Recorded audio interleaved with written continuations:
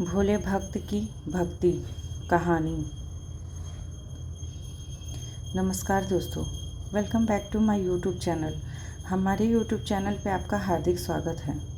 आप और भी नई स्टोरी सुनना चाहते हैं तो हमारे चैनल को सब्सक्राइब करना ना भूलें और बेल आइकन ज़रूर दबाएं ताकि हमारी नोटिफिकेशन आपको हमेशा मिलती रहे।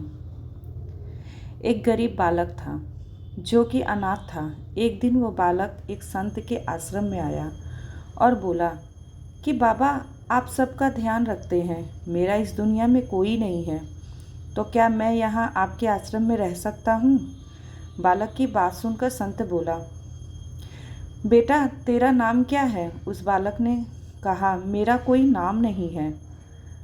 तब संत ने उस बालक का नाम रामदास रखा और बोले कि अब तुम यही आश्रम में रहना। रामदास वही रहने लगा और आश्रम के सारे काम भी करने लगा। उन संत की आयु 80 वर्ष की हो चुकी थी। एक दिन वो अपने शिष्यों से बोले कि वे मुझे तीर्थ यात्रा पर जाना है। तुम में से कोई कौन कौन मेरे साथ चलेगा और कौन कौन आश्रम में रुकेगा? संत की बात सुनकर सारे शिष्य बोले कि हम आपके साथ चलेंगे, क्योंकि उनको पता था कि यहाँ आश्रम में रुकेंगे तो सारा काम करना पड़ेगा। इसलिए सभी बोले कि हम तो आपके साथ ही तीर्थ यात्रा पर चलेंगे। अब संत सोच में पड़ गए कि किसे साथ ले जाएं और किसे नहीं, क्योंकि आश्रम पर किसी का रुकना भी जरूरी था। बालक रामदास संत के पास आया और बोला, बाबा अगर आपको ठीक लगे तो मैं यहाँ आश्रम पे रुक जाता हूँ। संत ने कहा, ठीक है, अब तुझे काम करना पड़ेगा। आश्रम की साफ सफाई में भले ही कमी रह जाए, पर ठाकुर जी की सेवा में कोई कमी मत रखना। रामदास ने संत से कहा कि बाबा, मुझे तो ठाकुर जी की सेवा करनी नहीं आती, आप बता दीजिए कि ठाकुर जी की सेवा कैसे करनी है, फिर मैं कर दूं। संत रामदास को अपने साथ मंदिर ले गए। वहाँ उस मंदिर में राम दरबार की झांकी थी, श्री राम जी, सीता जी, लक्ष्मण जी और हनुमान जी की। संत ने बालक रामदास को ठाकुर जी की सेवा कैसे करनी है सब सिखा दिया। रामदास ने गुरुजी से कहा कि बाबा, मेरा इनसे रिश्ता क्या होगा ये भी बता दो, क्योंकि अगर रिश्ता पता चल जाए तो सेवा करने में आनंद आएगा। उन संत ने बालक रामदास कहा कि तू कहता था ना कि मेरा कोई नहीं है, तो आज से ये राम जी और सीता जी तेरे माता पिता हैं। रामदास ने साथ में खड़े लक्ष्मण जी को देखकर कहा, अच्छा बाबा, ये जो पास में खड़े हैं वो कौन हैं? संत ने कहा, ये तेरे चाचा जी हैं। और हनुमान जी के लिए कहा कि ये तेरे बड़े भैया हैं। रामदास सब समझ गया और फिर उनकी सेवा करने लगा। संत शिष्यों के साथ यात्रा पर चले गए। आज सेवा का पहला दिन था। रामदास ने सुबह उठकर स्नान किया, आश्रम की साफ सफाई की और भिक्षा मांग कर लाया और फिर भोजन तैयार किया। फिर भगवान को भोग लगाने के लिए मंदिर आया। रामदास ने श्री राम, सीता, लक्ष्मण और हनुमान जी आगे एक एक थाली रख दी और बोला, अब पहले आप खाओ फिर मैं खाऊंगा। रामदास को लगा कि सच में भगवान बैठकर खाएंगे, पर बहुत देर हो गई। रोटी तो वैसी की वैसी ही थी। तब बालक रामदास ने सोचा, नया रिश्ता बना है तो शर्मा रहे होंगे। रामदास ने पर्दा लगा दिया और बाद में खोलकर देखा तो खाना वैसे का वैसे ही पड़ा है। अब तो रामदास रोने लगा कि मुझसे सेवा में कोई गलती हो गई, इसलिए खाना नहीं खा रहे हैं, और ये नहीं खाएंगे तो मैं भी नहीं खाऊंगा और मैं भूखा मर जाऊंगा।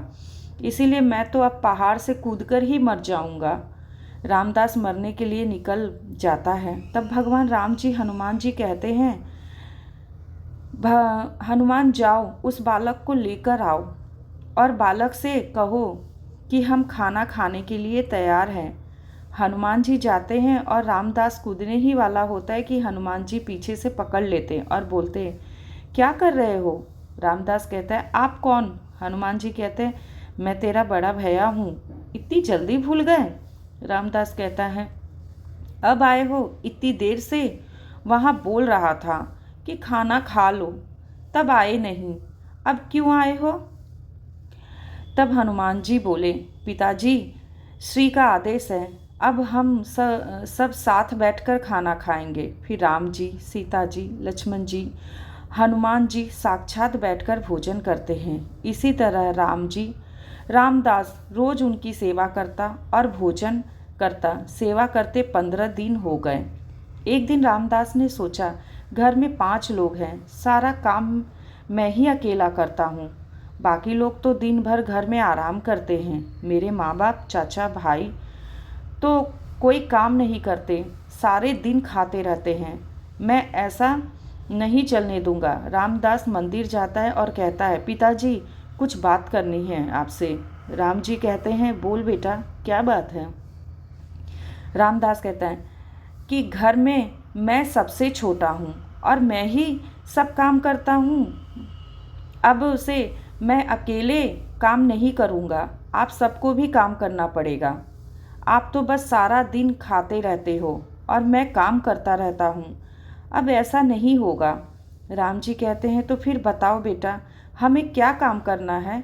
रामदास ने कहा, माता जी, सीता जी, अब से रसोई आपके हवाले, और चाचा जी, लक्ष्मण जी, आप घर की साफ सफाई करिएगा। भैया जी, शरीर मजबूत है, जाकर जंगल से लकड़ियाँ लाएंगे। पिताजी, आप बाजार से राशन लाइए और घर पर बैठकर पत्तल बनाओगे। सबने कहा, ठीक है, मैंने बहुत दिन अकेले सब काम किया, अब मैं आराम करूँगा। अब सभी साथ मिलकर काम करते हुए एक परिवार की तरह सब साथ रहने लगे। एक दिन वो संत तीर्थ यात्रा से लौटे तो देखा आश्रम तो शीशे की तरह चमक रहा है। वो बहुत प्रसन्न हुए। मंदिर में गए और देखा मंदिर में प्रतिमाएं गायब हैं। संत ने सोचा, कहीं रामदास प्रतिमा बेच तो नहीं दी। संत ने रामदास को बुलाया और पूछा, भगवान कहाँ गए? रामदास भी अकड़ कर बोला कि मुझे क्या पता, हनुमान भैया जंगल लकड़ी लाने गए होंगे, लखन चाचा झाड़ू पोछा कर रहे होंगे, पिताजी राम पत्तल बना रहे होंगे, माताजी रसोई में काम कर रही होगी। संत बोले, ये क्या बोल रहा है? रामदास ने कहा, बाबा, मैं सच बोल रहा हूँ। जब से आप गए हैं ये चारों काम में लगे हुए हैं। वो संत भागकर रसोई में गया और सिर्फ एक झलक देखी कि सीता जी भोजन बना रही है, राम जी पत्तल बना रहे हैं, और फिर वो गायब हो गए और मंदिर में विराजमान हो गए। संत रामदास के पास गए और बोले, आज तुमने मुझे मेरे ठाकुर का दर्शन कराया, तू धन्य है। और संत ने रो रोकर रामदास के पैर पकड़ लिए। रामदास भोले, निश्चल भक्तों की भक्ति से विवश होकर भगवान को भी साधारण मनुष्य की तरह जीवन व्यतीत करने आना पड़ा। जय श्री राम।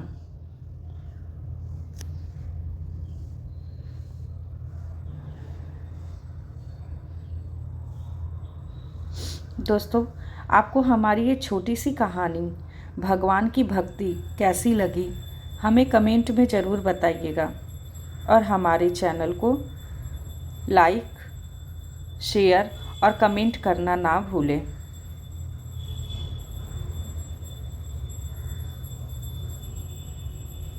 हमारी ये स्टोरी सुनने के लिए आपका बहुत बहुत धन्यवाद।